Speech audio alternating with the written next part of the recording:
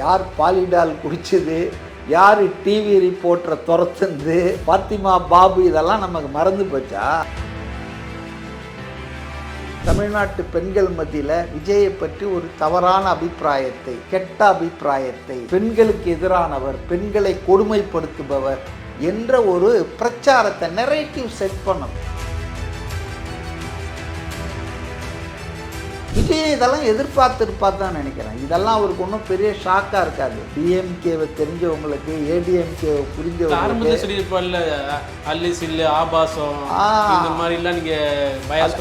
அதாவதுங்க இதில் அரசியல் இருக்கிறது என்று தான் நான் முழுமையாக நம்புகிறேன். அதுக்கு காரணங்கள் நான் சொல்கிறது தான்.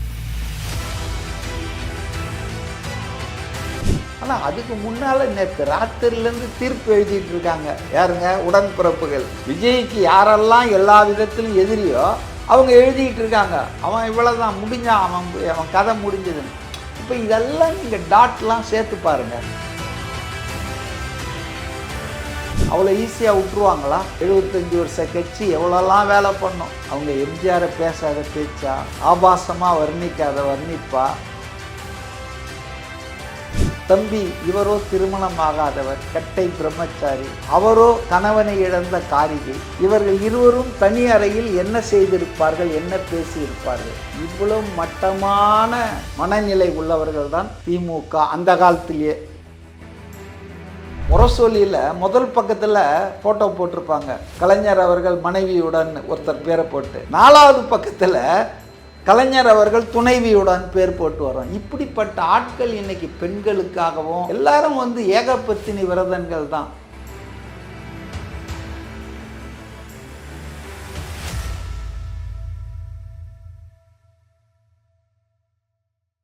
சார் வணக்கம். வணக்கம். எப்படி இருக்கீங்க சார்? நல்லா இருக்கேன். என்னதான் இந்த தமிழ்நாட்டில் அரசியல் சூடு பிடிச்சு போனாலும் இப்போ ஒரு விஜய் மீது ஒரு விஜய் அண்ட் சங்கீதா விவகாரத்து ஒரு பெரும் பரபரப்பை ஏற்படுத்தியிருக்கு. ஆனாலும் இது தனிப்பட்ட வாழ்க்கையெல்லாம் கடந்து போகிறாங்க. இது எப்படி அரசியல் தலைவர் அணுகுனா நல்லாயிருக்கும்?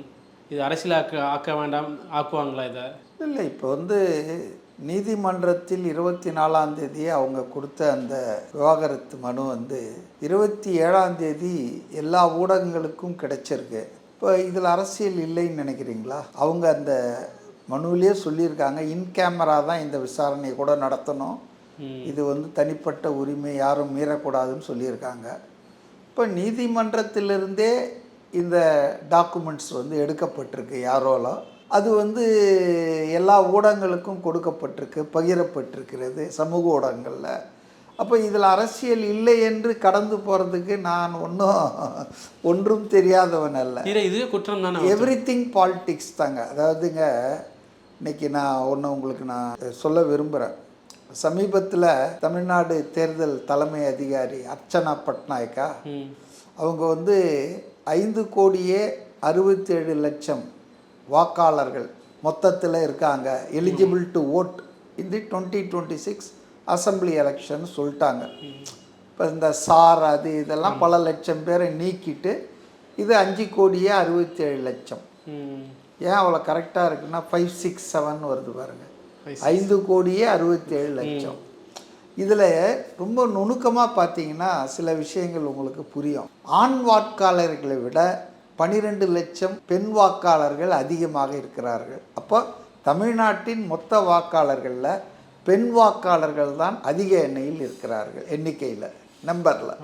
234 தொகுதியில் இன்னும் கொஞ்சம் கூர்மையாக போய் உள்ளே போனீங்கன்னா அந்த டேட்டாவில் 234 தொகுதியில் வெறும் 15 தொகுதிகளில் தான் ஆண் வாக்காளர்கள் தீர்மானிக்கிற இடத்துல பெரும்பான்மையில் இருக்காங்க.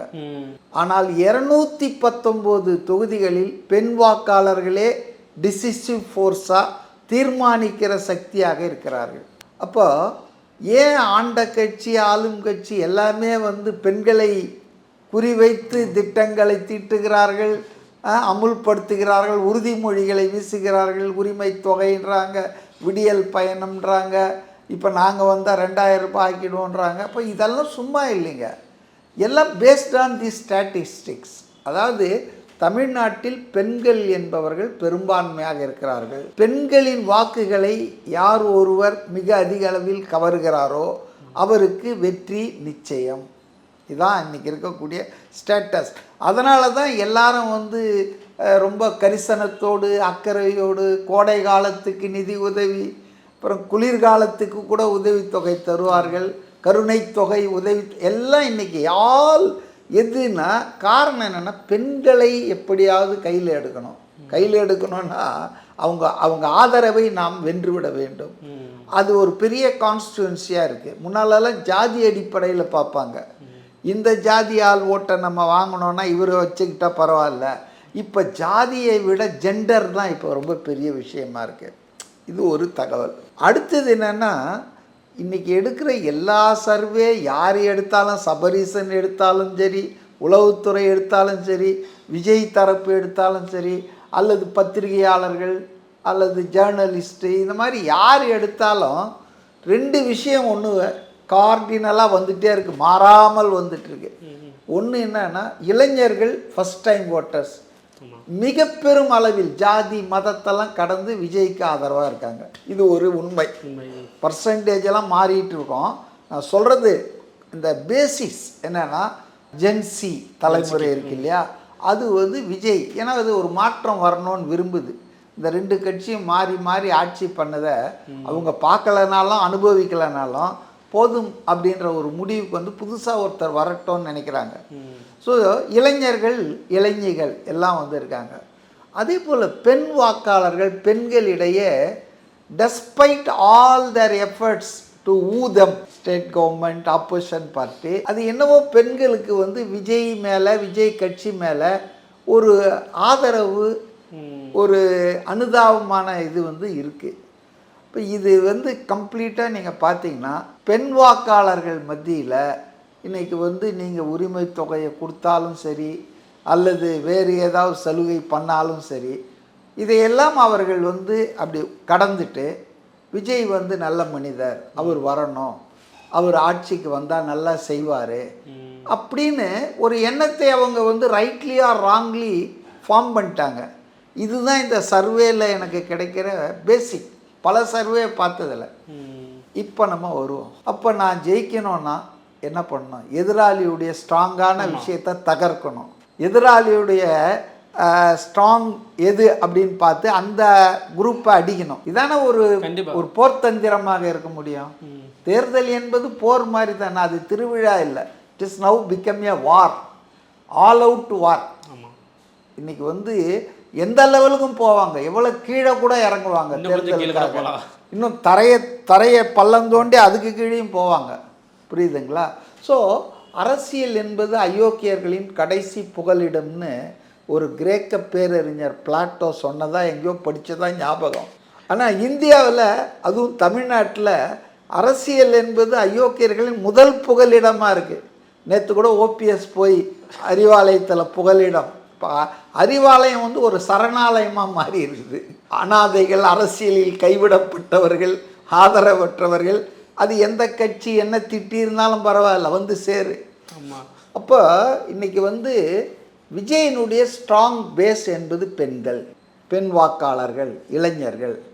அப்போ இன்றைக்கி ஒரு துருப்பு சீட்டு விடு பெண்களுக்கு. ஒருவேளை நாளைக்கு இளைஞர்களுக்கு கூட விடலாம், இளைஞர்களுக்கு கூட ஒரு துருப்பு சீட்டு ரெடியாக இருக்கலாம். எல்லாம் வரலாம். இதெல்லாம் எதிர்பார்க்காம இருந்தால் நம்ம அரசியலில் இருக்க தகுதியற்றவர்கள் ஆகிடும். விஜய் இதெல்லாம் எதிர்பார்த்து தான் நினைக்கிறேன். இதெல்லாம் அவருக்கு ஒன்றும் பெரிய ஷாக்காக இருக்காது. டிஎம்கேவை தெரிஞ்சவங்களுக்கு, ஏடிஎம்கேவை புரிஞ்சவங்களுக்கு,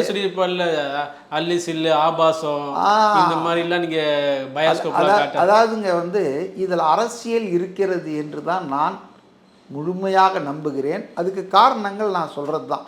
அதாவது இந்த ஆதரவை தகர்க்கணும். பெண்கள் மத்தியில், தமிழ்நாட்டு பெண்கள் மத்தியில் விஜயை பற்றி ஒரு தவறான அபிப்பிராயத்தை, கெட்ட அபிப்பிராயத்தை, பெண்களுக்கு எதிரானவர், பெண்களை கொடுமைப்படுத்துபவர் என்ற ஒரு பிரச்சாரத்தை, நெரேட்டிவ் செட் பண்ண பாருங்கள்.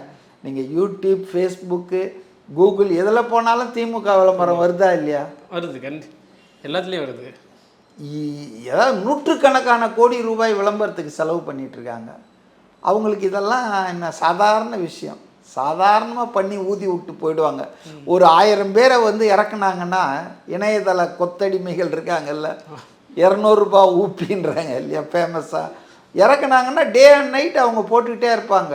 நான் ஒரே ஒரு விஷயத்தை தான் பார்க்குறேன். அஜித் குமார் வந்து அப்பாவியாக இப்போ லேட்டஸ்ட்டாக அப்படி ஒரு திருட்டே நடக்கலை. சிவகங்கை மடப்புறத்தில் காவலாளி, கல்யாணமாகாத வாலிபன், அவன் வந்து செய்யாத தப்புக்காக போலியாக ஒரு புகார் கொடுத்து அந்த அஜிதாவா அந்த நிக்கிதா அந்த லேடி தனக்கு போலீஸில் இருக்கிற இன்ஃப்ளூயன்ஸை வச்சு அவனை வந்து துன்புறுத்தி அடித்து உதைச்சி கடைசியில் அவன் உயிரை இழந்துட்டான். இது போலீஸ் கஸ்டடியில் ஒரு இளைஞன் நியாயமில்லாமல் கொல்லப்பட்டது குறித்து பொங்காத இப்போ இருக்காங்கள்ல நிறைய இணையதளத்தில் நியாயம் கேட்கிறார்கள் இவங்களுக்காக, இது சரியா, இது இவனால் முடியுமா? நான் கூட பல முறை சொல்லியிருக்கேன். நரேந்திர மோடி வந்து கல்யாணம் பண்ணிட்டு அந்த கல்யாணம் பண்ணலன்னே பல காலம் மறைச்சிட்டு இருந்தார், டாட் போட்டுருவார். 2014 தேர்தலில் தான் தேர்தல் ஆணையம் ஒரு சட்டப்படம், அதில் இப்படிலாம் எஸ்ஆர் நோன்னு சொல்லணும், ஆம் இல்லைன்னு சொல்லணும். சும்மா அப்படி கோடு போட்டு போகிறதுக்கு அது ஒன்றும் சரியில்லை. மனமானவரா ஆம் இல்லை, வேறு வழி இல்லாமல் அந்த தேர்தலில் தான் மோடி மனமானவர் ஆம்னு போட்டார். அதுக்கு முன்னால் தேர்தலெல்லாம் டாட் போட்டு போயிட்டே இருப்பார், ஆனவரா இல்லையா தெரியாது. ஆக அப்போ என்னை போன்றவர்கள் கூட விமர்சனம் பண்ணோம், ஏன் சொந்த மனைவியே வந்து கைவிட்டால், கட்டிய மனைவியை கைவிட்டால் உதறினாள், அவர் வந்து நம்ம நாட்டில் மக்களை எப்படி காப்பாற்றுவார் அப்படின்னு ஒரு பேசிக் கேள்வி வரும். வராமல் இது ஒரு சைக்காலஜிங்க. யோ இவன் வீட்லேயே இல்லை அப்படி. ஸோ இது மாதிரி ஒரு நெரேட்டிவை இப்போ கொண்டு வரலாம் விஜய்க்கு. யோ நான் நாட்டால் வந்துட்டார் இவர் வந்து வீட்லேயே ப்ராப்ளமாக இருக்கு. இப்படி பல வகையில் அவங்களுக்கு ஆதாயம். யாருக்கு? விஜய் எதிர்ப்பவர்களுக்கு, விஜயின் அரசியலுக்கு எதிராக நிற்பவர்கள். அவர்கள் பாயசமாகவும் இருக்கலாம், பாசிசமாகவும் இருக்கலாம், ஊழல் சக்தியாகவும் இருக்கலாம், தீய சக்தியாகவும், எல்லாரும் ஒன்றா சேர்ந்தும் இருக்கலாம். ஏன்னா அவர் ஒரு பொது எதிரி ஆகிட்டார். இப்போ அவர் சமீபத்தில் வேலூரில் பேசும்போது கூட சொன்னார் பாருங்க, என்னை எல்லாரும் சேர்ந்து கடுமையாக தாக்குறாங்கன்னா அது இட்ஸ் அ ஃபேக்ட். ஏன்னா எல்லாருக்கும் அவர் ஒரு த்ரெட் ஆகிட்டார். அவர் வந்து ஒரு சவாலாக, அவர் ஒரு அபாய அறிகுறியாக மாறிட்டார். இவ்வளோ நாளாக அரசியல் அதிகாரத்தில் இருந்தவங்க, நீயா நானா, நீ இல்லைனா நான், நம்ம ரெண்டு பேருக்குள்ள நடுவில் ஒரு ஆள் பூந்து ஆட்டத்தை கலைக்கிறாருன்னு சொன்னால் அப்போ அவர் மேலே எவ்வளோ வெறி வரும். ஸோ இப்படி தான் நான் பார்க்குறேன். இதுக்குள்ளவே நான் போகல, மெரிட்ஸ் அண்ட் டிமெரிட்ஸுக்கு நான் போகல. ஆனால் விஜயை பற்றி எனக்கு ஒரு அபிப்பிராயம் உண்டுங்க.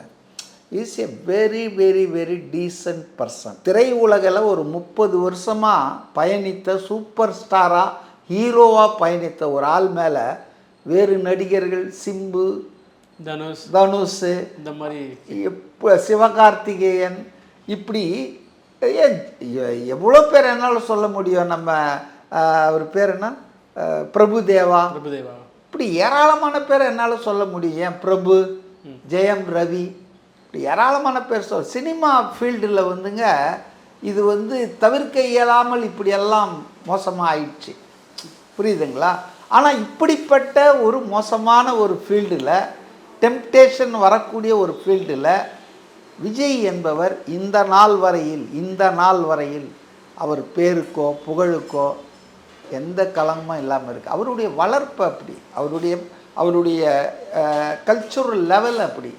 நான் அடிக்கடி சொல்லியிருக்கேன் அவரை பற்றி வியந்து சொல்லும்போது, இந்த வயசில் இவ்வளோ மெச்சூரிட்டி தேவைதானா, ரொம்ப ஜாஸ்தியாக இருக்கேன்னு கூட கிண்டல் பண்ணியிருக்கேன். ஆக அப்படிப்பட்ட ஒரு நல்ல ஆள் மேலே ஒரு கம்ப்ளைண்ட் ஒருத்தர் கொடுக்குறாங்க, அவர் மனைவியே கொடுக்குறாங்க. ரைட், ஓகே, நான் அதுக்குள்ளே போக விரும்பலை. ஆனால் அவங்க தரப்பை சொல்லியிருக்காங்க நீதிமன்றத்தில். இப்போ இவர் எதிர்த்தரப்புக்கிட்ட கேட்பாங்க, அவர் இன்னும் சொல்லலை.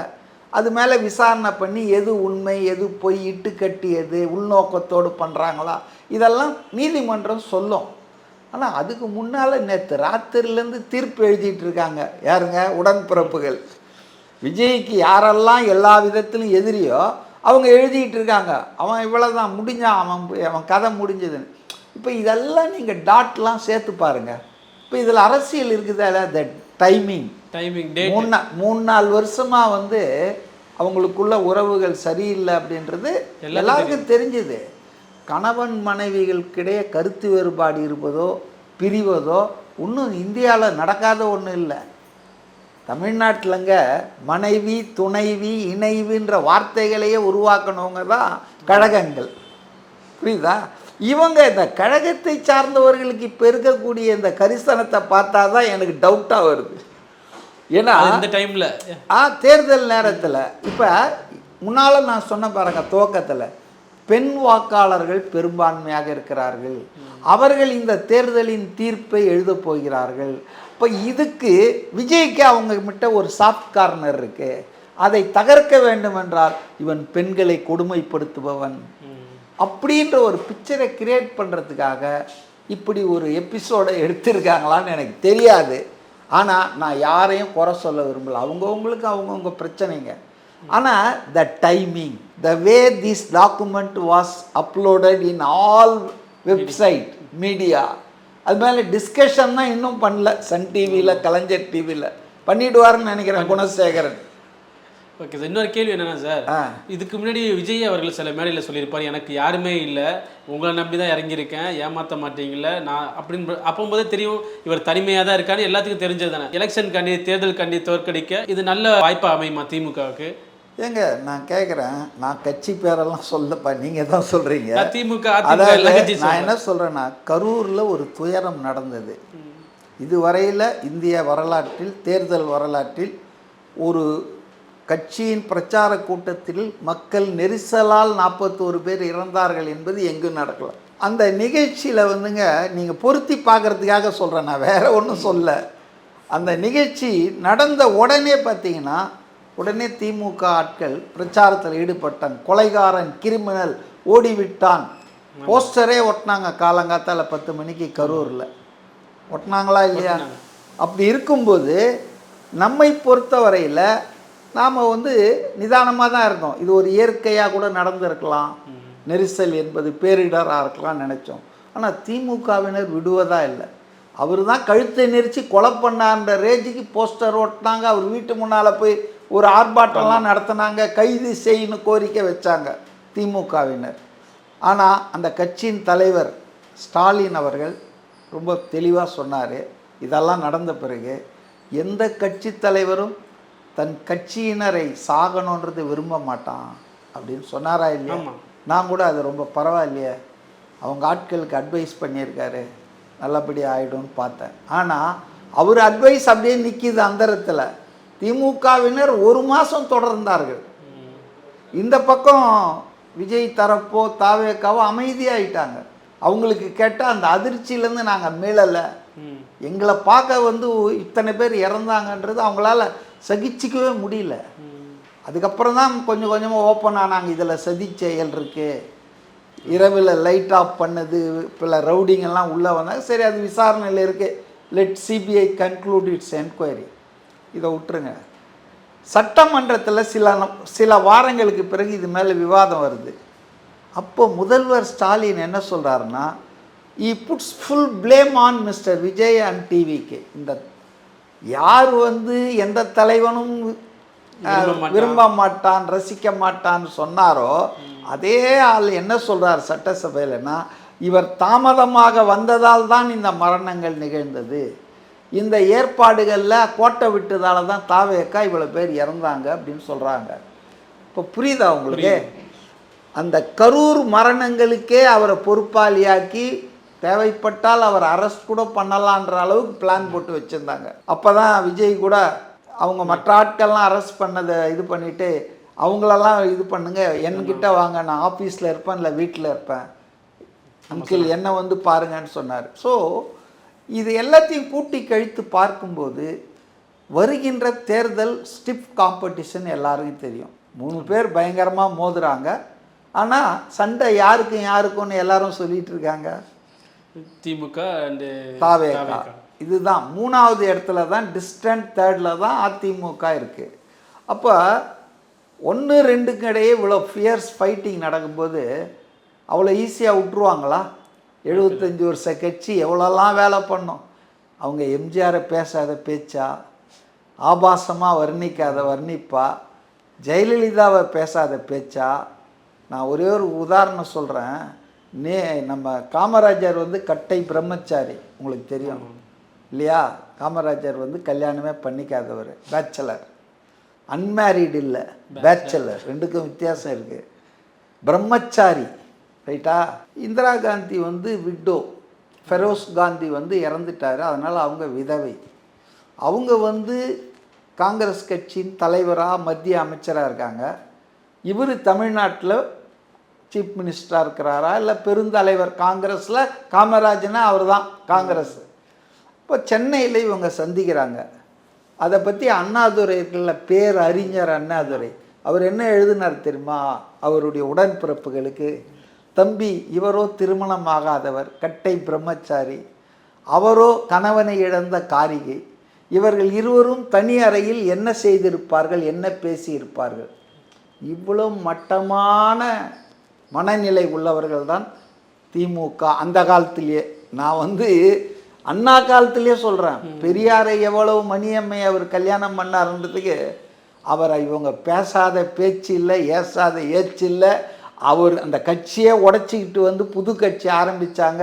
இன்றைக்கி அவங்க தான் பெரியாரின் சீடர்கள்னு சொல்கிறாங்க. அதையும் கேட்டோம், நம்ம இதையும் கேட்கணும். இல்லை, ஸ்டாலின் கூட ஒரு மாதிரில சொல்லியிருப்போம்ல, ஜெயலலிதாவுக்கும் பாஜகவுக்கும் கள்ள தொடர்பு இருக்குது, நான் கள்ள தொடர்பு இருக்குன்னு அப்படியே மறைமுகமாக சொல்லியிருப்பார், கள்ள தொடர்பு இருக்குன்ட்டு. இல்லைங்க, அவங்களுடைய தேர்ட் ரேட்டட் வெற்றி கொண்டான், அந்த தீப்பொறி ஆறுமுகம்லாம் என்னெல்லாம் பேசியிருக்காங்க தெரியுமா? காவேரி நீர் வந்து வேணும்னு கேட்டதுக்கு ஜெயலலிதா கிட்ட, ஜெயலலிதாவை வந்து எவ்வளோ அதாவது நரகல் நடையில் ஆபாசமாக அருவருக்கத்தக்க அளவுக்கு ஏன் இப்போ சிவாஜி கிருஷ்ணமூர்த்தி பேசிட்டு இல்லையா?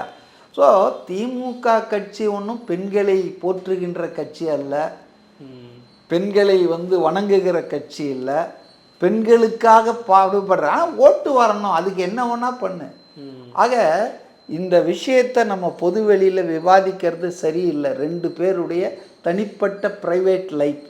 ஆனால் because Vijay is a political leader, emerging political leader, and his party is getting stronger day by day. அதில் அரசியல் இருக்கிறத நம்ம சொல்லாமல் இருக்க முடியாது. இதனுடைய பின்னணியில் எல்லாத்துலேயும் அரசியல் இருக்குதுங்க. அரசியல் இல்லைன்றவன் ஏமாத்துறான். நீங்கள் பேசுகிற பேச்சில், நான் பேசுகிற பேச்சில், நாம் வாங்குகிற அரிசியில், நாம் ட்ராவல் பண்ணுற பஸ்ஸில், எல்லாத்துலேயும் அரசியல் இருக்குது. அரசியல் இல்லை என்பவன் அயோக்கியன். புரியுதுங்களா? எல்லாத்துலேயும் அரசியல் இருக்குது. அப்போ இந்த நிகழ்ச்சி நேற்றுலேருந்து இன்றைக்கி இணையத்தில் பற்றி எரிஞ்சிட்டு இருக்குது. இப்போ இதில் அரசியலே இல்லைங்க, அது ஏதோ ரெண்டு பேருக்கு பிரச்சனைங்க, அவர் ஏதோ இதுங்க. விஜய் கேரக்டர் மேலே எனக்கு இன்னும் முழுமையான நம்பிக்கை. உங்களுக்கு மட்டும் இல்லை, எல்லாத்துக்கும். அச்சா, ரெண்டாவது இல்லை, அவர் இருந்த துறை அப்படி, அந்த துறையிலிருந்து இவ்வளவு கெட்ட பேர் எதுவும் இல்லாமல் வெளியே வந்திருக்கிறாருன்னா, தீயில மூழ்கி வரா மாதிரி, தீ குளிச்சுட்டு வரா மாதிரி கண் முன்னால் எவ்வளோ பேரை நம்ம பார்க்குறோம். அதில் இல்லாத அரசியலில் இருக்கிற ஆளுங்களே நம்ம பார்க்குறோம். நான் தான் சொன்னேன், மனைவி, துணைவி, இணைவி. முரசொலியில் முதல் பக்கத்தில் ஃபோட்டோ போட்டிருப்பாங்க, கலைஞர் அவர்கள் மனைவியுடன் ஒருத்தர் பேரை போட்டு, 4வது பக்கத்தில் கலைஞர் அவர்கள் துணைவியுடன் பேர் போட்டு வரோம். இப்படிப்பட்ட ஆட்கள் இன்றைக்கி பெண்களுக்காகவும் எல்லாரும் வந்து ஏகபத்தினி விரதங்கள் தான். அப்புறம் நமக்கு வந்து ரொம்ப வாயில் தப்பாக வந்துடும்னு பார்க்குறேன். அதாவது விஜயினுடைய கேரக்டரை பற்றி இவங்கெல்லாம் பேசுகிறதுக்கு, விஜய் வந்து தவறான நடவடிக்கையில் இருக்கார். இப்போ உங்களுக்கெல்லாம் ஏதாவது யோக்கியதை இருக்கா? கண்ணாடி வீட்டில் இருந்துட்டு கல் எறியாதீர்கள். யார் பாலிடால் குடித்தது, யார் டிவி ரிப்போர்ட்டரை துரத்துந்து, ஃபாத்திமா பாபு, இதெல்லாம் நமக்கு மறந்து போச்சா? அதனால் தனி மனித ஒழுக்கத்தை பற்றி யாருக்கும் பாடம் எடுக்க வேணாம். அது அந்த ரெண்டு பேர் சம்மந்தப்பட்ட private issue. Husband and wife, இப்போ எனக்கு கல்யாணம் ஆகி 48 வருஷம் ஆகுது. நானும் என் ஒய்ஃபும் எவ்வளோ விஷயத்தில் கருத்து வேறுபாடு இருக்கோம், சண்டை போட்டுக்கிட்டு இருக்கிறோம். நான் யூனியனில் வேலை செய்கிறது, அரசியலில் இருக்கிறதெல்லாம் என் ஒய்ஃபுக்கு பிடிக்காது. அதுக்காக என்னுடைய பேஷனை நான் விட்டுற முடியாது இல்லையா? அப்போ அதுக்காக நம்ம டைவர்ஸ் பண்ணிட முடியுமா? அதுபோல் சந்தேகம் என்பது ஒரு மோசமான வியாதிங்க. அதுவும் பெண்களுக்கு அது வந்துடுச்சுன்னா, கணவன் மேலே அது வரக்கூடாது, நம்பணும். சந்தேகம் வந்துடுச்சுன்னா அது அப்படியே புற்றுநோய் போல் மனசை அரிக்கும். இப்போ அவர் எங்கே இருந்திருப்பார்? இப்போ உங்களுக்கு தெரியும், ஜெயம் ரவி வந்து ரொம்ப வருத்தப்பட்டு சொன்னார். அவர் வந்து எங்கேயாவது கொடைக்கானல், ஊட்டி ஷூட்டிங் போனால் அவங்க முன்னாள் மனைவி மொபைலில் ஃபோட்டோவில் காட்டு, எங்கள் ரூம் ஃபுல்லாக எனக்கு காட்டுன்னு வாங்கலாம் வீடியோவில். இது வந்து அவரை எவ்வளோ அவமானப்படுத்தியிருக்கோம். இப்போ ஆண்கள் மட்டும் இல்லை, பெண்களும் இதில் வந்து தவறு பண்ணியிருக்காங்க இந்த விஷயத்தில். ஸோ அதனால் இதுக்குள்ளே நம்ம இதுக்கு மேலே விவாதிக்க வேணாம். ஆனால் இதில் அரசியல் நோக்கம் இருக்கிறது. எப்படி கொலைப்பழியை அவர் மேலே சுமத்த முயன்று தோற்றார்களோ கரூரில், அதே மாதிரி இந்த பழியையும் அவர் மேலே சுமத்த இவர்கள் முயல்வார்கள். ஆனால் மக்கள் ஆதரவோடு அதை அவர் முறியடிப்பார் என்பது என்னுடைய உறுதியான நம்பிக்கை. ஓகே சார், இன்னொரு கேள்வி என்னென்னா, இது தனிப்பட்டு இது யாருக்கும் தெரியாமல் இது வந்து அப்பீல் பண்ணியிருக்காங்க, விவாகரத்து கொடுத்துருக்காங்க. ஆனால் இது வந்து இந்த டாக்குமெண்ட் லீக் ஆனது ஒரு குற்றம் தான், அது சேட்டலைட்டில் வெளிப்பரப்புனது, டெலிவிஷனில் பரப்புனது குற்றம் தானே?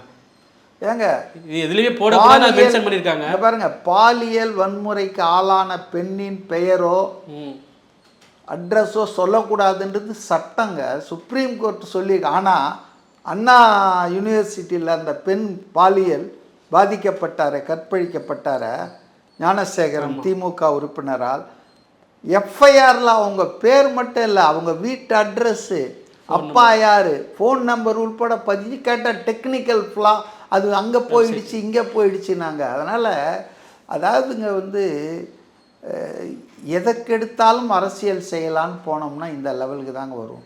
அரசியலை விமர்சனம் பண்ணுங்க. விஜய் விமர்சனத்துக்கு அப்பாற்பட்டவர் அல்ல. விஜய் இல்லை, ஆண்டவன் கூட தப்பு பண்ணால் நெற்றிக்கண்ணை காட்டினாலும் குற்றம் குற்றமே என்ற சொன்னவர் தான் சிவனை நக்கீரர். அந்த பரம்பரையில் வந்தவங்க தான் நம்ம. அதனால் யாரையும் விமர்சிக்கக்கூடாது, யாரையும் வந்து குறை கூறக்கூடாது என்பது என் நோக்கம் இல்லை. ஆனால் அரசியலை அரசியலாக பாருங்கள். தனிப்பட்ட வாழ்க்கை, திடீர்னு நீங்கள்லாம் குணாளர்கள் மாதிரியும், ஏகப்பத்தினி விரதன் ஹரிச்சந்திரன் வீட்டுக்கு அடுத்த வீட்டுக்கார மாதிரியும் அடுத்தவன். ஆனால் இது வந்து உங்களுக்கு மற்றவன் கொலை ஆன அஜித்குமார் அந்த கோபம் வரமாட்டேங்குது, அது பிரேக்கிங்காக போட மாட்டேன்றீங்க. கள்ளக்குறிச்சியில் 100 பேர் செத்தாங்கன்னா அந்த பக்கமே போக மாட்டார் முதல்வர், அதை பற்றி செய்தியே விவாதமே நடத்த மாட்டீங்க. அதனால் இது வந்து ரொம்ப செலக்டிவ் அம்னீஷியா இருக்குது நம்ம அரசியல்வாதிகளுக்கு, ஊடகத்தினருக்கு. விஜய் வந்துங்க அவருடைய ஒரு நல்ல எண்ணத்தால், அவர் மதிப்பால் எல்லா சோதனைகளையும் கடந்து போகிற மாதிரி இதையும் கடந்து வருவார்னு தான் நான் நம்புகிறேன்.